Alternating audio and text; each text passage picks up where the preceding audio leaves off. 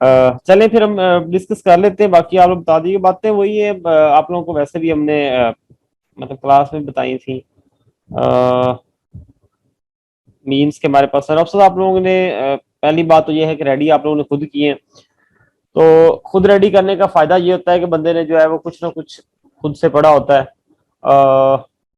अपनी तैयारी होती है। और इसमें ये होता है कि अगर आपके पास इवन के 20 to 30% भी आपके पास नॉलेज होता है आपके साइनॉप्सिस का, तो उसमें कोई इशू नहीं बनता।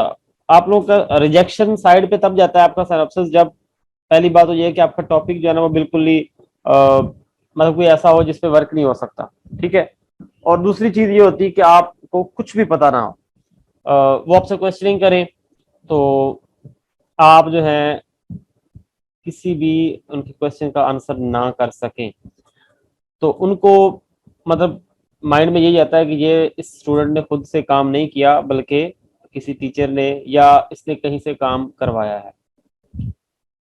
तो पहली बात तो यह है जैसे आपको बताया हुआ था पहले भी कि आप पहली बात में अपने टॉपिक के बारे में कॉन्फिडेंट हो कि आप कहें कि हाँ ये टॉपिक ऐसा है जिस पे रिसर्च हो सकती है। वो कहेंगे नहीं हो सकती या बहुत से लोगों ने की है, तो आप लोगों ने इसमें ये करना है कि उनकी बात ही नहीं मान लेनी कि ठीक है जी इस पे तो हो चुकी है रिसर्च। तो रिसर्च तो वाकई होती है। रिसर्च हमने सब्जेक्ट मैंने ये इनको पढ़ाया था जो ब्राइट कॉलेज के स्टूडेंट्स हैं, बल्कि अभी आप लोगों का नेक्स्ट आना है। एक्चुअल में जो रिसर्च होती है ना, अ, हमारे पास रिसर्च बोलते हैं क्योंकि लफ्ज से ही जाहिर हो रहा है रिसर्च। तो रिसर्च में हमारे पास ना डिफरेंट चीजें आती हैं। पहली चीज ये आती है कि आप बिल्कुल ही कोई नए सिरे से कोई चीज इजाद कर रहे हैं, तो वो तो बहुत मुश्किल है, खासतौर पे हमारे फील्ड में कंप्यूटर साइंस के फील्ड। कि आप क्या करते हैं कि आप कोई खुद से एक्सपेरिमेंट करते हैं, आप खुद से कोई डिवाइस बना लेते हैं, आप खुद से कोई कंपाइलर बना लेते हैं, आप खुद से कोई प्रोटोकॉल डिजाइन कर लेते हैं, आप कोई एल्गोरिदम बना लेते हैं किसी चीज का, या आप कोई नई टेक्निक जो है वो आप इजाद कर लेते हैं कंप्यूटर साइंस की फील्ड में। मतलब एक तो ये रिसर्च होती है। ठीक है। उसके बाद इसमें ये होता है कि जो किसी ने पहले काम किया हुआ उसको आप इवन के सेम मेथडोलॉजी यूज करें, आप सेम मेथडोलॉजी यूज करें और आप उसकी परफॉर्मेंस से बेटर परफॉर्मेंस दे दें। That's research. सेम काम आप करें, आप उसमें टेक्निक चेंज कर लें, वो भी आपकी रिसर्च है। ठीक है। मैं आपको बताया कि सेम काम करें, टेक्निक भी सेम यूज करें, मेथडोलॉजी भी सेम यूज करें, एल्गोरिदम भी सेम यूज करें, और आप जो है सॉरी एल्गोरिदम आपको चेंज करना पड़ेगा, तरीकेकार बदलना पड़ेगा, और आप जो है वो उनसे ज्यादा बेटर परफॉर्मेंस देते हैं, वो भी रिसर्च है। कोई भी काम पहले से हुआ हुआ है, आप उसको किसी अलग मेथडोलॉजी से किसी अलग एल्गोरिदम से करते हैं, वो भी आपके पास जो है वो आपकी कंट्रीब्यूशन है रिसर्च में। तो पहली बात है कि आपने अपने टॉपिक के बारे में कॉन्फिडेंट रहना है। तो टॉपिक के बारे में कॉन्फिडेंट आप तब भी रहेंगे जब आपने टॉपिक को अच्छे से स्टडी किया होगा। जैसे आपको मैंने बताया था कि आप लोग डायरेक्टली ये नहीं कि आप रिसर्च पेपर ही पढ़ें, आपका जो टॉपिक है उसको पहले क्लियर करें, उसके जो कंटेंट्स हैं, एक टॉपिक के अंदर जितने भी अल्फाज आ रहे हैं आपके पास, जितने वर्ड्स आ रहे हैं, आपको एक एक वर्ड जो है वो क्लियर होना चाहिए और उसका मतलब पता होना चाहिए ये कहाँ पे इस्तेमाल होता है। और जब ये आपका कम्बिनेशन बन रहा है वर्ड्स का, आपका जो टाइटल बन रहा होता है आपके, या आपका जिसको हम टॉपिक बोलते हैं बन रहा होता है, तो ये क्लियर हो। ठीक है।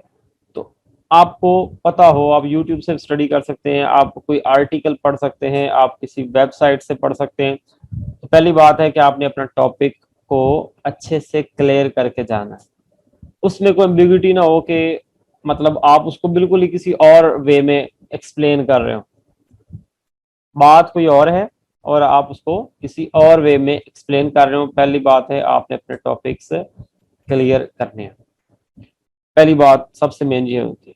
दूसरी जो बात रिसर्च सॉरी इसमें आपसे वाइवा में पूछी जाती है वो होती है कि टॉपिक आपका होगा ये आप इस पे क्यों काम करना चाहते हैं। अब क्यों का मतलब है वो आपसे पूछ रहे हैं आपका रिसर्च क्वेश्चन क्या है, या आप जिसको बोलते हैं ना प्रॉब्लम स्टेटमेंट क्या है, व्हाट वाज द रीजन जिसकी वजह से आपने ये टॉपिक चूज किया। कौन सी ऐसी प्रॉब्लम थी कंप्यूटर साइंस की फील्ड में, कौन सा ऐसा ड्रॉबैक था, कौन सा ऐसा इशू था, कौन सा ऐसा होल था जिसको आपने फिल करने के लिए, किस चीज को इम्प्रूव करने के लिए आप ये काम कर रहे हैं। मीन्स कि आपने अब यहाँ पे क्लियर करना होता है कि आप ये काम क्यों करना चाह रहे हैं। क्लियर है? जी सर। मुझे बताते रहे, ये ना हो ना कि मतलब यहाँ पे ऑनलाइन और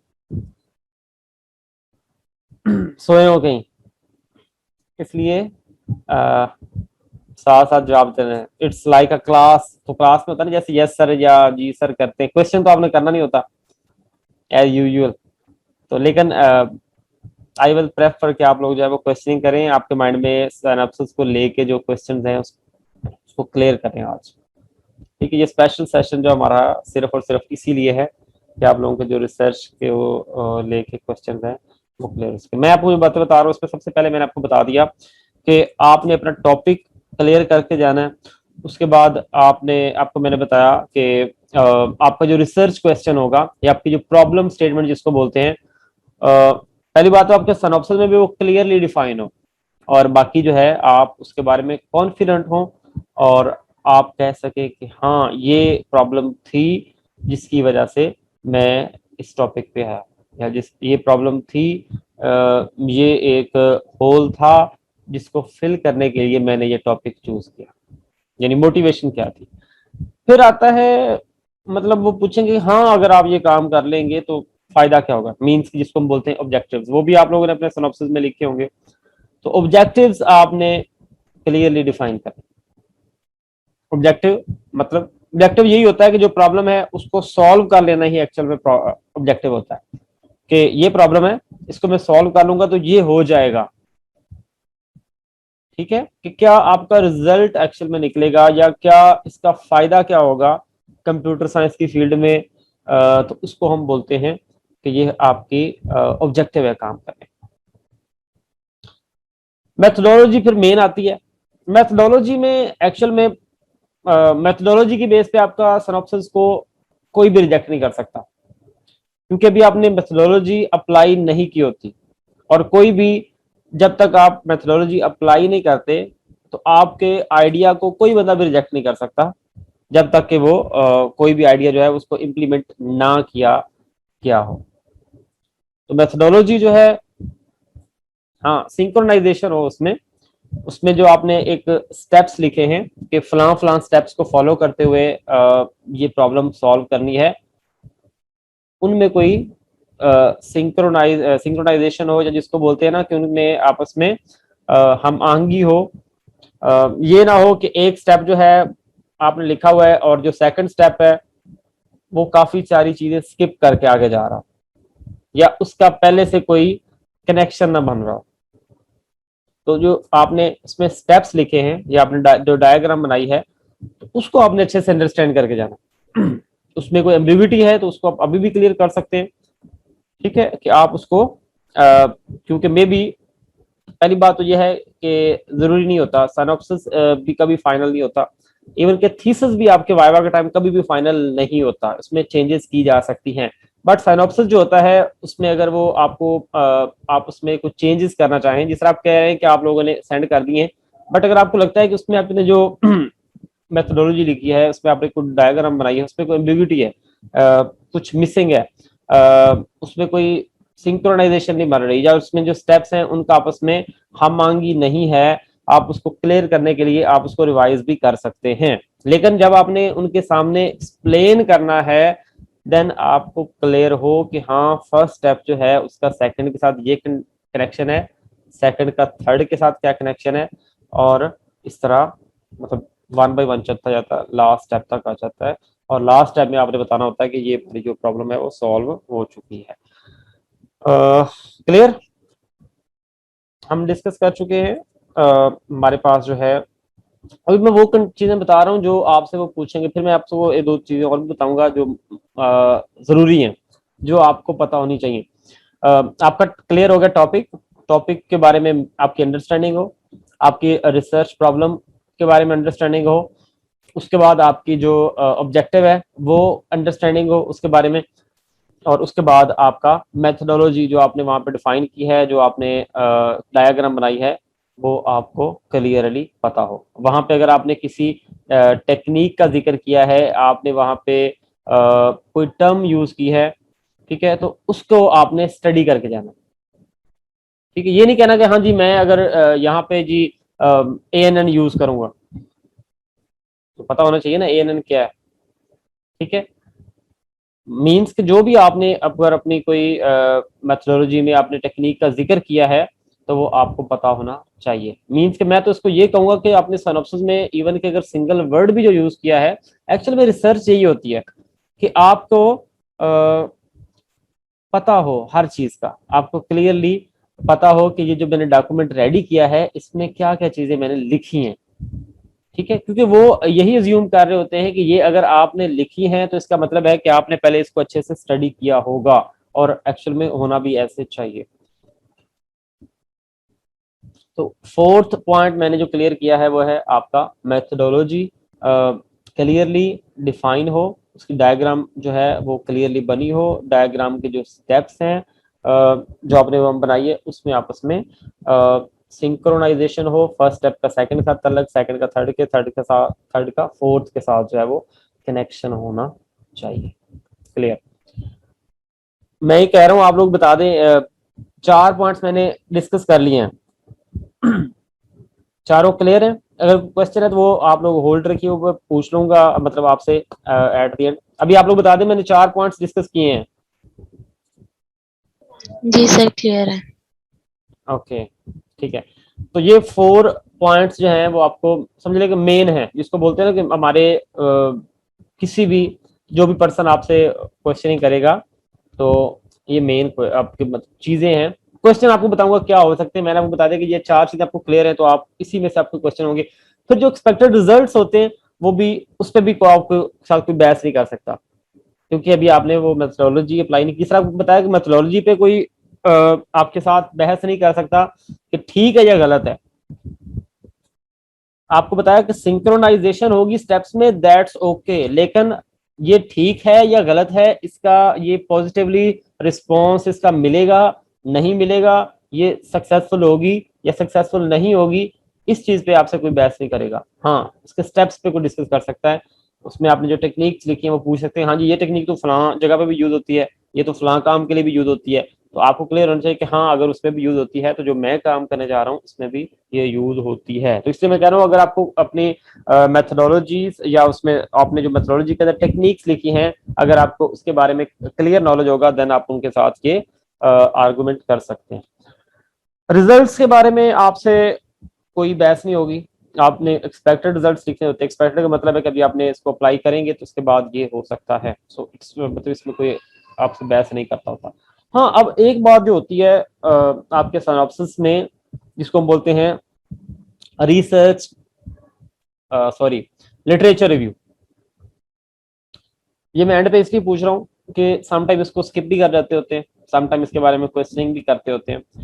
तो लिटरेचर रिव्यू, क्योंकि रिसर्च जो है ना, ये इसका मतलब जो प्रोसेस है कंप्लीट, उसमें सबसे पहला जो स्टेप होता है ना, मतलब मैं आपको दोबारा से बता देता हूँ, पहले मैंने थोड़ा सा आपको बताया। अब रिसर्च का आपको पूरा अगर फ्लो में आपको समझाऊं, तो एक्चुअल में रिसर्च में आपने सबसे पहले क्या करना होता है कि आप डायरेक्टली जो है वो प्रॉब्लम को नहीं आते, डायरेक्टली आप प्रॉब्लम पे नहीं आते होते। रिसर्च में पहली बात होती है, सबसे पहले आप उसमें भी इवन के आप लिटरेचर पे जाते होते हैं। यानी आप क्या करते हैं कि आपका जो इंटरेस्टिंग, आपका जो सॉरी जिसको बोलते हैं ना कि आपकी जो इंटरेस्टिंग फील्ड है, या आप कह सकते हैं कि मेरा इस फील्ड में इंटरेस्ट है। सपोज आप कहते हैं जी मेरा नेटवर्क्स में इंटरेस्ट है, तो आप अब नेटवर्क्स को पढ़ते हैं, नेटवर्क्स के अंदर आप मजीद जाते हैं कि इसमें मेरे पास जो है, सपोज आप कहते हैं जी मेरा जी 5G नेटवर्क्स में या 5G मोबाइल नेटवर्क्स में मेरा इंटरेस्ट है। ओके हो गया, आप पहले मोबाइल नेटवर्क्स को क्लियरली पढ़ते हैं, फिर आप पढ़ते हैं इसकी जो डिफरेंट जनरेशन हैं, आप फर्ज करें 5th जनरेशन पे आ गए या 5G इसको बोलते हैं। उसके बाद आप इसमें मजीद आप किसी जाएंगे जिसको बोलते हैं, अभी ये भी आपका सारे का सारा इवन के ये भी आप स्टडी कर रहे हैं, इट्स ये भी हमारा एक लिटरेचर रिव्यू है। यानी अभी आप जनरली पढ़ रहे हैं, बाद में आप स्पेसिफिकली पढ़ेंगे। पहले आपने कंप्यूटर आपने सॉरी नेटवर्क्स को देखा, मोबाइल नेटवर्क्स को देखा, मोबाइल नेटवर्क्स में आपने सारे पढ़े 1G 2G 3G 4G और 5G, आपको पता होगा तो आप 5G पे जाएंगे, डायरेक्टली 5G को नहीं पढ़ना होता, उसके सारे स्टेप्स को पढ़ते हुए जब 5G पे आएंगे, फिर आप 5G में देखेंगे इसमें मेरा इंटरेस्टिंग क्या है। आप कहते हैं जी मैंने 5G की सिक्योरिटी पे वर्क करना है, तो फिर आप क्या करते हैं, आप 5G सिक्योरिटी जो है वो आप समझ लें, आप कहते हैं जी 5G सिक्योरिटी इश्यूज या 5G security issues and their solutions. ये फर्ज करें आपने टॉपिक चूज कर लिया, सपोज टॉपिक आपका मिल गया। अब हमने फिर क्या करना होता है कि हमने टॉपिक चूज करने के बाद अगेन लिटरेचर में जाना होता है। अब ये एक्चुअल में वो लिटरेचर रिव्यू है जो आपने टॉपिक चूज करने के बाद आपने किया होता है। लेकिन इसमें आप क्या करते हैं कि जो आपने सिनॉप्सिस में लिखना होता है लिटरेचर रिव्यू, उसमें आप पहले वाला रिसर्च जो आपको मैं बता रहा हूँ, आपने उसको एक जनरल से स्पेसिफिक में लेके आना होता है, टॉपिक की तरफ आना होता है। तो रिसर्च में पहले आपने टॉपिक सेलेक्ट किया, सॉरी आपने फील्ड सेलेक्ट किया पहले अपना, फील्ड के बाद आप लिटरेचर में गए, वहां से पढ़ा, वहां से आपने एक टॉपिक पे आए, फिर टॉपिक के बारे में आपने पढ़ना होता है कि इस टॉपिक के बारे में लोगों ने क्या काम किया हुआ, और वहां से आपने ड्रॉबैक देखने होते हैं। तो एक रिसर्चर जो होता है वो एक अच्छा क्रिटिकल थिंकर होता है। क्रिटिसिज्म जो है, क्रिटिकल माइंड जो है, ये आपका होना चाहिए अगर आप अच्छे रिसर्चर बनना चाहते हैं। तो आपने क्या करना होता है कि जाना होता है दोबारा लिटरेचर में, और वहां से आपने क्रिटिकली देखना होता है लोगों ने क्या काम किया, फिर उसमें से आपने ड्रॉबैक तलाश करना होता है, या आपने वो एक जिसको बोलते हैं होल तलाश करना होता है जिसको लोगों ने डिस्कस ही नहीं किया, जिसको किसी ने फिल करने की ट्राई नहीं की। ठीक है, तो एक्चुअल में वो आपका होता है। अब आपने वो तलाश कर लेना है कि ये होल है, ठीक है, ये प्रॉब्लम थी, मैंने 5G की सिक्योरिटी इशूज और पे डिस्कस करना था, तो लेकिन ये एक सिक्योरिटी इशू है जिसको किसी ने भी कैटर नहीं किया, वो एक्चुअल में आपका टॉपिक बन जाता है। उसके बाद आप क्या करते हैं, आप अब आपने इसको जब रिसर्च पे लेके चलना होता है, तो आपने अब लोगों का काम लिखना होता है, ये जो आप लिटरेचर रिव्यू में लिखते हैं कि ये फील्ड है, ये सिक्योरिटी इश्यूज हैं, इस पे लोगों ने फलां फलां तरह से काम किया, और मैं इसको, यानी पहले लोगों का लिखते हैं काम, तो अब लोगों के काम के बारे में भी आपसे पूछा जा सकता है। आप जो वो कहेंगे हाँ जी ठीक है आप ये काम करने जा रहे हैं, इसमें बाकी लोगों ने तो काम किया हुआ है, आप कहेंगे हाँ जी किया हुआ है, मैंने लिटरेचर में डिस्कस किया है, वो कहेंगे हाँ जी बताएं किस किस राइटर का आपने काम पढ़ा, कौन कौन सा आपने रिसर्च पेपर या कौन कौन सा आपने रिसर्च आर्टिकल पढ़ा है, कब पब्लिश हुआ, किसने लिखा, किस जर्नल में पब्लिश हुआ। मतलब ये वो क्वेश्चनिंग है, अगर वो ज्यादा डेप्थ में जाते हैं तो वो आपसे पूछ सकते हैं, हाँ ये पूछ सकते हैं, क्योंकि आपने क्या किया होता है उसको कि आपने जो अपने रेफरेंस दिए होते हैं, तो रेफरेंस में आप लोगों ने क्या किया होता है, आपने मेंशन किया होता है कि फलां फलां रिसर्च पेपर जो है वो मैंने पढ़े हैं, और उन्हीं का डाटा जो है वो आपका लिटरेचर रिव्यू में भी ऐड होना चाहिए इंट्रोडक्शन में भी और लिटरेचर रिव्यू में भी। तो आपने कुछ पेपर्स को पढ़ के जाना जो ज्यादा क्लोज हैं आपके टॉपिक के, जो आपकी टेक्निक के ज्यादा क्लोज है, उनके बारे में आपने पढ़ के जाना है। और अगर आपसे पूछ लें तो आप उनको बता सकें कि हाँ फलां रिसर्च पेपर है, फलां राइटर का है, फलां ईयर पब्लिश हुआ, फलां जर्नल में पब्लिश हुआ, तो इसको जो है मैं डिफाइन कर रहा हूँ आपके सामने। ये नहीं कि वो कहें जी हाँ जी आपने कौन कौन से रिसर्च पेपर पढ़े, आप कहें जी वो तो मैंने मेंशन किए हुए हैं उसमें बट मेंशन किए हैं तो आपको पता भी होना चाहिए। क्लियर? ओके, तो ये वो बातें थी या जिसका पूरा के पूरा आपको मैं बता रहा था रिसर्च का स्ट्रक्चर है। अच्छा, मैं इसको कंप्लीट कर दूं फिर आता हूँ वापस। यानी अब आपने क्या करना था, टॉपिक चूज हो गया, फिर आपने टॉपिक पे रिसर्च करनी होती है, फिर आपने अपना टेक्निक डिफाइन करना होती है, टेक्निक में आपने जो जो मेथोडोलॉजीज यूज करना होती हैं और आपका जो रिजल्ट्स होते हैं वो आपने डिफाइन करने होते हैं और रिजल्ट्स को आपने वैलिडेट करवाने के लिए बाकी लोगों के काम के साथ कंपेयर करना होता है और एट द एंड आपने उसको अपनी मुकम्मल रिसर्च की मैं वैसे बात कर रहा हूँ कि वो आपने इसको डिफाइन करना होता है। तो सिनॉप्सिस में जो चीजें होगी, आपका टॉपिक, टॉपिक के बारे में आपकी क्लैरिटी, आपकी प्रॉब्लम के बारे में क्लैरिटी, ऑब्जेक्टिव के बारे में क्लैरिटी, आपके जो है सॉरी आपकी मेथोडोलॉजी के बारे में क्लैरिटी, मेथोडोलॉजी के स्टेप्स के बारे में क्लैरिटी, जो आपने वहां पे डिस्कस किए हैं टेक्निक्स, उसके बारे में आपके पास क्लैरिटी होनी चाहिए।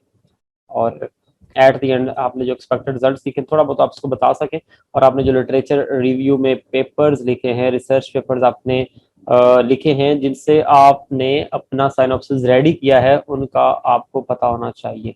कुछ ना कुछ 2-3 पेपर्स आप उनको बता सकें। वो जरूरी नहीं कहेंगे कि हाँ ये पेपर में बताएं क्या लिखा हुआ है, वो कह सकते हैं हाँ जी आपने कौन कौन से पेपर्स पढ़े हैं, आप साइंस में से कौन कौन से पेपर्स हैं, कोई एक दो का में बताएं उसमें कौन से राइटर ने क्या लिखा है, किस ईयर में ये पब्लिश हुआ है। ओके, तो ये वो चीजें हैं। अब मैं आता हूँ क्वेश्चंस पे, यानी क्वेश्चन वो किस किस तरह से पूछ सकते हैं। रैपिड फायर होता है, आप लोगों का वैसे अभी एक्सपीरियंस नहीं हुआ, ना ही हमें टाइम मिला कि आप लोगों का एक जो जिसको बोलते हैं मॉक साइनॉप्सिस डिफेंस जो है वो लिया जा सके। बट मतलब पहली बात तो ये होती है, ये टॉपिक आपको किसने दिया, मतलब पहला क्वेश्चन ये हो सकता है या टॉपिक क्या है, एक्सप्लेन करें इसे। तो एक्सप्लेन तभी कर पाएंगे जब आपने इसको पढ़ा होगा, स्टडी किया होगा, खुद से रेडी किया होगा।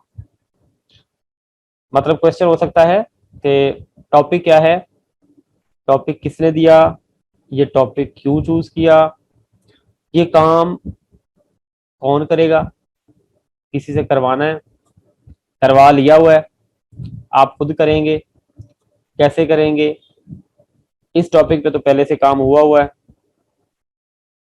तो काम ही नहीं हो सकता, बहुत से लोगों ने इस पे काम किया हुआ है, ये टेक्निक जो आप यूज कर रहे हैं ये तो एब्सोल्यूट हो चुकी है। इस तरह की जो है वो आपसे क्वेश्चनिंग की जा सकती है। ठीक है, फिर आगे जो है वो आपके स्पेसिफिक टॉपिक्स हैं, मतलब ये उनके एक स्टार्ट होता है, रैपिड फायर होता है, लेकिन आपने इसमें स्टार्ट में अगर आप पजल हो गए तो फिर वो आपको दबा लेंगे, और अगर आपने उनको कॉन्फिडेंटली इनका आंसर्स दे दिए देन जो है वो कोई इशू नहीं होगा। ठीक है ना, तो ये क्वेश्चन हैं वो जनरली जो आपको मैंने बता दिए। फिर आगे जो है वो आपकी हर टॉप, मतलब ये वो हैं जो उनका स्टार्ट हो सकता है। फिर आगे आपको बता दिए कि जो मैंने चीजें बता दी वो आप क्लियर होंगी तो वो कोई भी क्वेश्चन करते हैं तो कोई इशू नहीं होगा। मेंस का आपका मेथोडोलॉजी क्लियर होगी, आपका प्रॉब्लम स्टेटमेंट क्लियर होगी, टॉपिक आपका क्लियर होगा, आपको कुछ ना कुछ नॉलेज होगा लिटरेचर रिव्यू के बारे में, आपको मेथोडोलॉजी के बारे में क्लियर होगा, तो कोई बंदा भी आपको कंफ्यूज नहीं कर सकता। और आपको मैंने ये भी कह दिया कि जरूरी नहीं है आप उनके 100% क्वेश्चंस के आंसर्स देंगे तभी वो आपका सिनॉप्सिस एक्सेप्ट करेंगे, बट आप अपने तरफ से 100% करके जाएं कि मैं उनको किसी भी क्वेश्चन का जो है वो आंसर दे सकूं, कोई भी क्वेश्चन। ठीक है, तो ये था मेरी तरफ से, बाकी आपके माइंड में जो क्वेश्चंस हैं वो आप लोग कर लें, माइक्स अपने ऑन कर लें, जो भी माइंड में क्वेश्चन है अकॉर्डिंग टू सिनॉप्सिस डिफेंस वो आप पूछ।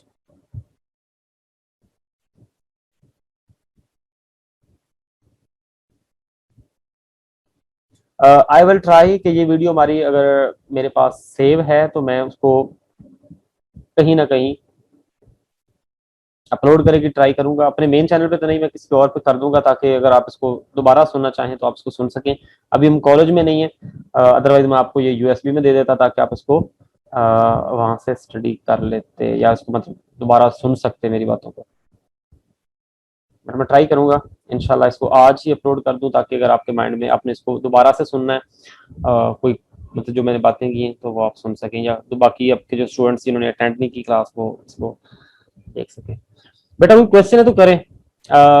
इस मीटिंग के हमारे पास जो है वो तकरीबन 7.5 मिनट्स रह गए। क्वेश्चनिंग करें, अगर ज्यादा क्वेश्चन होंगे तो उसको हम दोबारा से स्टार्ट कर लेंगे। 40 मिनट्स की लेंथ होती है टोटल। जी कोई भी नहीं है अभी फिलहाल तो क्वेश्चन, बस आपकी दुआएं चाहिए, दुआ करें हमारा हो जाए कंप्लीट, क्योंकि तैयारी तो हम खुद कर लेंगे इंशाल्लाह। बेटा दुआएं हैं, लेकिन जो आपको ये बातें आप बताइए ना कंप्लीट, ये आपने अच्छे से रेडी करना, मतलब अभी तैयारी करनी है। मैं तो इस बात पे हैरान हूं, अभी तैयारी करनी है। अगर कल होता है सिनॉप्सिस तो आपको लास्ट टाइम जब हम गए थे सिनॉप्सिस देने तब भी अच्छी खासी तैयारी की थी हमने। हाँ हाँ तैयारी है, बस एक मतलब तैयारी है, रिवाइज करना है बस। सही है, चलें अच्छी बात है। हाँ जी, और कोई क्वेश्चन? शुमाइला, नीलम, किश्वर, रिमशा ने तो दुआओं की कह दिया कि बस दुआओं की जरूरत है। नो सर, सब समझ आते, थैंक यू गाइड करने के लिए। कोई क्वेश्चन नहीं है, मतलब मैं हो सकता है कोई चीज मिस कर सकता हूँ, इवन कि मैंने कोई तैयारी नहीं की, मैं तो बस मैं तो उठा हूँ और आके बोलना स्टार्ट हो गया हूँ। मैंने मतलब कोई भी इसमें यूज होती हैं, लाइक इंटरनेट ऑफ थिंग्स है मेरा टॉपिक, जिसमें बहुत सारी एब्रिविएशन आपकी बता रही थी, वो ये भी पूछते हैं। क्या आप कह रहे हैं इंटरनेट ऑफ थिंग्स में? सर जो एब्रिविएशन इंटरनेट ऑफ थिंग्स है मेरा टॉपिक, तो उसमें बहुत सारी एब्रिविएशंस यूज हुई हैं, तो वो आपको क्लियर तो करके जाना अल्फा भी होगी। बता रही थी कि वो रैंडमली पूछ सकते हैं अंदर से। जी, तो मैंने आपको पहले कहा है, मैंने आपने शायद थोड़ा बाद में ज्वाइन किया, मैंने कहा था कि आपका एक्चुअल में आपको जब आपने रेडी किया है अपना सिनॉप्सिस, तो आपको इसका सिंगल सिंगल क्वेश्चन जो है उसका आपको आंसर आना चाहिए, पहली बात, ठीक है। सर हमने तो कॉपी पेस्ट किया था। मैं okay, let's okay, copy paste किया, बट फिर भी आप उसको क्लियर करें, उसको जिसको बोलते हैं ना कि कोई क्वेश्चन हो, सॉरी मतलब कोई भी कंफ्यूजन उसको क्लियर करके दें, पढ़ें उसको, स्टडी करें, कोई इस पे पॉइंट आता है जहाँ पे स्टक होते हैं उसको गूगल करें, यूट्यूब पे देखें, उसको क्लियर करें, ठीक है ना। आप इतना कॉन्फिडेंट होके जाएं कि आपको हो कि ये मेरे जो डॉक्यूमेंट में चीजें हैं इसमें से अगर वो मुझसे कोई चीज पूछेगा तो आई विल आंसर। जी सर ये जो मेरे टॉपिक में है ना, fault tolerance technique in cloud computing, जी जी, तो फिर इसमें फॉल्ट टॉलरेंस को भी पहले बताएंगे, बेटा इसके बारे में भी। और आपकी जब मेरे साथ क्लास हुई थी, आई थिंक मैंने आपको जो लाइव क्लास में भी सारी बातें बताई थी, मतलब देखना, अब आपका है fault tolerance techniques in cloud computing. सबसे पहले पता मुझे क्लाउड कंप्यूटिंग क्या है। जी sir, what is cloud computing, तो क्या है, मैंने आपसे पूछा भी था, अभी क्लियर है ना आपको ये क्लाउड कंप्यूटिंग क्या है? हाँ जी, पहले क्लाउड कंप्यूटिंग के बारे में बताना है, फिर उसके फॉल्ट टॉलरेंस बताने। नहीं वो पूछे तो बताना है ना, मैं वगैरह आपको पता होना चाहिए what is cloud computing. Cloud computing जो है ये है क्या, क्लाउड कंप्यूटिंग पे कौन कौन सी सर्विसेज होती है, क्लाउड कंप्यूटिंग कौन कौन सी हमें कंपनीज फराहम कर रही हैं, और जो फ्री में प्रोवाइड कर रही है ये भी बता सकते हैं ना, फ्री में जो प्रोवाइड कर रहे हैं उनकी कितनी स्पेस है, वो कितनी में जो है हमारे पास अवेलेबल है।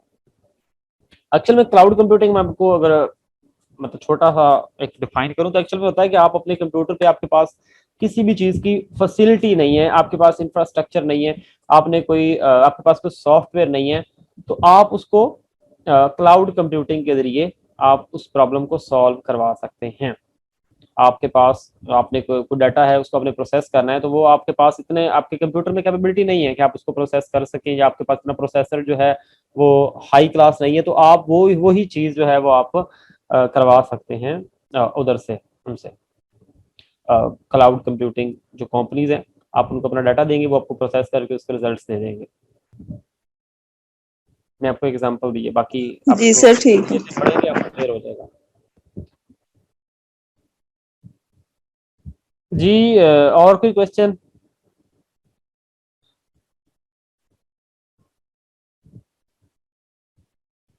सर नहीं, मेरी तरफ से तो और कोई सवाल नहीं है। चलें ठीक है, चलें ये हमारे पास एंड हो रहा है, बाकी बेस्ट विशेस आप सबके लिए। टीचर की दुआएं हमेशा आपके साथ होती हैं, आप लोग ना भी कहें तो टीचर जो है वो हमेशा अपने स्टूडेंट्स के हर महाज पे दुआएं जो हैं वो साथ होती हैं टीचर।